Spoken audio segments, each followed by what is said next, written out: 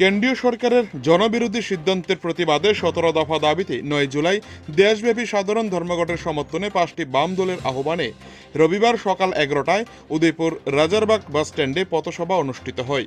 এই পথসভায় উপস্থিত ছিলেন প্রাক্তন মন্ত্রী তথা কেন্দ্রীয় কমিটির সদস্য রতন ভৌমিক, উদয়পুরে বামেদের পার্টির মহকুমা সম্পাদক দিলীপ দত্ত, সিপিএমএল রাজ্য সম্পাদক পার্থ কর্মকার সহ আরও নেতৃবৃন্দরা।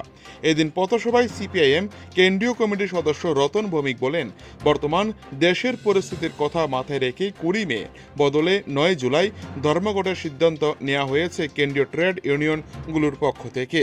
শ্রমিক কর্মচারীদের দাসত্বের শৃঙ্খলে বাধার লক্ষ্যে কেন্দ্রীয় সরকার দেশের 29টি শ্রম আইন বাতিল করে মালিক শ্রেণীর অবাধ শোষণের স্বার্থে যে শ্রম কোড নিয়ে এসেছে, সেই শ্রমিক কর্মচারী স্বার্থ বিরোধী শ্রম কোড বাতিল সহ 17 দফা দাবিতে দেশের কেন্দ্রীয় ট্রেড ইউনিয়নগুলি এবং শিল্প ও ক্ষেত্রভিত্তিক ফেডারেশন সমূহ 20 মে দেশব্যাপী সাধারণ ধর্মঘট ডাক দিয়েছিল।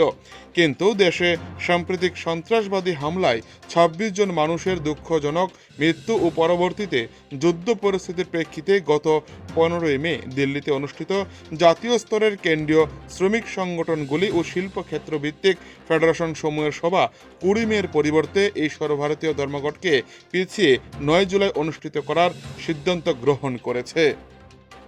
উদয়পুর থেকে নিজস্ব প্রতিনিধি রিপোর্ট, টিভি 100 বাংলা।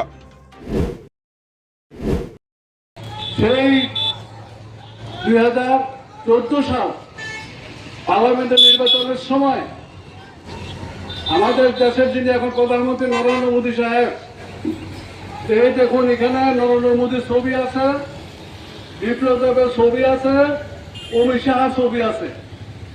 তারা এই ভীষণ ডকুমেন্ট এইটার মাধ্যমে কতগুলি প্রতিশ্রুতি দিয়েছিলেন, দিল্লিতে যদি তারা সরকার করতে পারেন এই কাজগুলি করবেন।